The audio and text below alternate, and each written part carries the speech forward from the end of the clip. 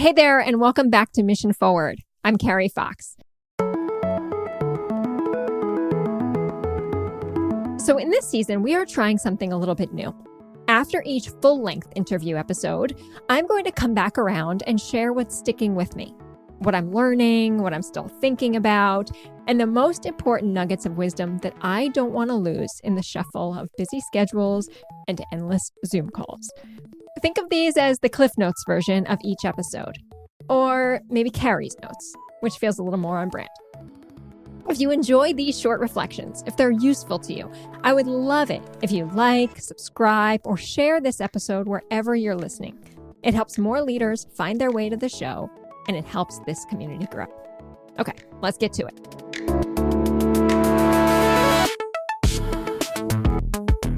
So today I am reflecting on my conversation with Stacy Palmer, CEO of the Chronicle of Philanthropy, and Brian Fox, Chief Strategy Officer at Mission Partners.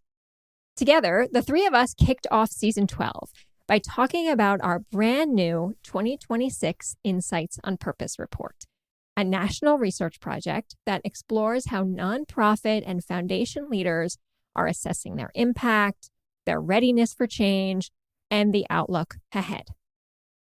And if you haven't listened to the full episode yet, I really do encourage you to go back and do that.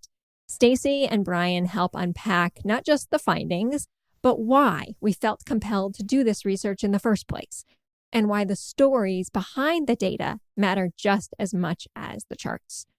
Because what we're really trying to understand is not just what leaders are doing, but what it feels like to lead right now.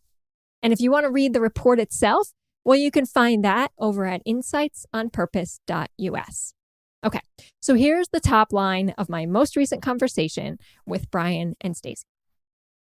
On February 4th, Mission Partners collaborated with the Chronicle of Philanthropy to release the 2026 Insights on Purpose report. It's based on survey responses and interviews with more than 400 nonprofit and foundation leaders across the U.S. And what we learned is honestly fascinating and also very sobering. The very forces that make nonprofits and foundations indispensable, things like economic pressures, widening social divides, political volatility, well, those are the same forces that are reshaping what it takes to deliver on mission. This, as we all know, is not business as usual. And the data was worth digging into. Some of the biggest findings include these. First, leaders overwhelmingly describe the environment as harder than it was a year ago. And yet, they still believe their organizations can increase their impact over the next 5 years. Second, even though leaders talk about resilience all the time, there's a real gap between how resilient organizations look and how resilient they actually feel from the inside. Leaders told us they need to change how they plan and lead and innovate, but many aren't sure how. And as a result, a surprising number told us that they are operating without an active strategic plan. Fourth, nearly everyone knows AI matters, but most leaders feel behind the curve in using it. A new digital divide appears to be emerging in the sector, and it's worth paying attention to. And finally, while the missions of nonprofits and foundations are inherently linked, our research shows a relationship shaped by a fundamental lack of understanding.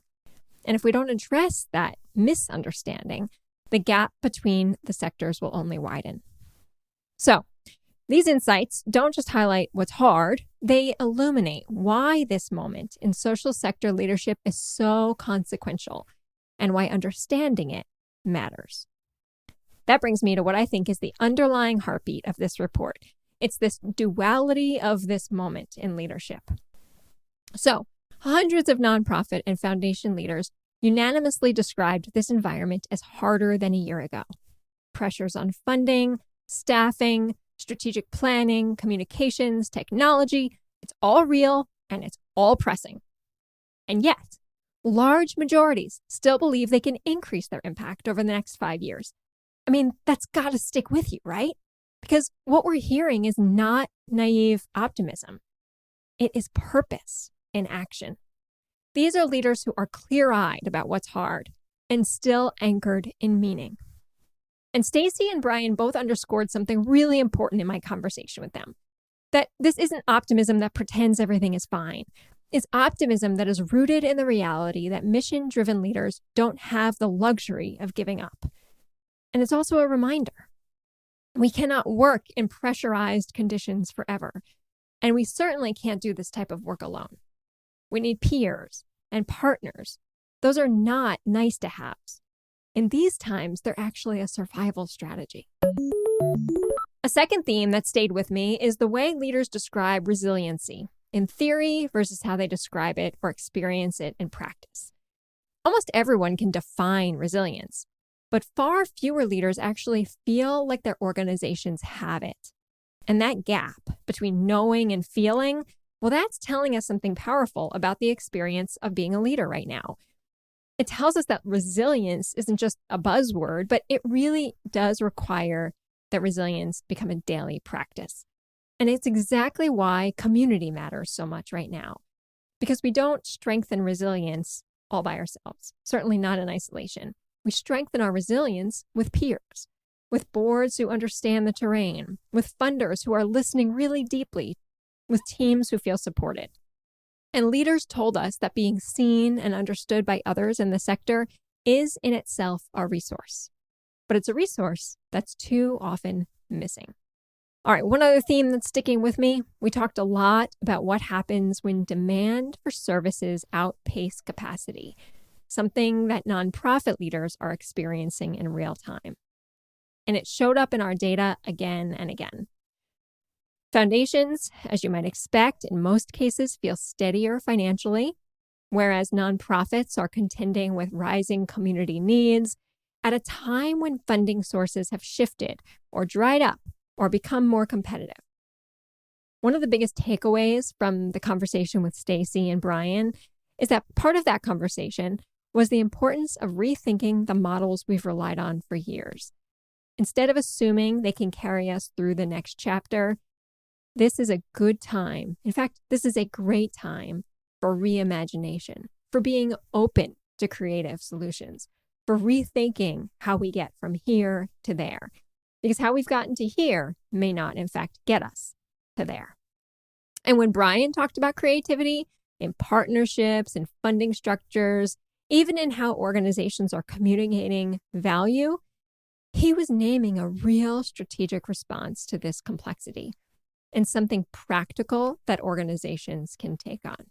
Finally, I was struck by the emphasis that both Stacy and Brian placed on curiosity and understanding as real action steps for leaders right now. They didn't actually recommend tactical fixes that nonprofits and foundation leaders should take on, but they encouraged leaders to ask deeper questions of themselves, their boards, their teams, and each other. And that feels especially important when so many organizations still feel misunderstood by the very people they rely on. Perhaps most importantly, they reminded us that reports like this one are only useful if they spark conversation. So, for those of you listening today, especially those leading a nonprofit or leading a foundation in this moment, here are 2 questions I want to leave you with. First, where in your organization might you need to lean into fresh creativity? Not to fix everything, but to expand your thinking on what's possible. And 2, who are the people you need to invite into conversation this week, in a board meeting, in a staff discussion, or with a funding partner, to deepen understanding of the challenges and opportunities that you're both facing? These questions seem simple, but they're exactly the kinds of questions that convert the insights from our research into lasting and sustainable impact. Okay, that's enough from me. I hope this reflection gives you something to carry into your week. And again, if you haven't listened to the full conversation with Stacy and Brian, I encourage you to take the time to do it. There is a lot more than this in that episode that is worth returning to.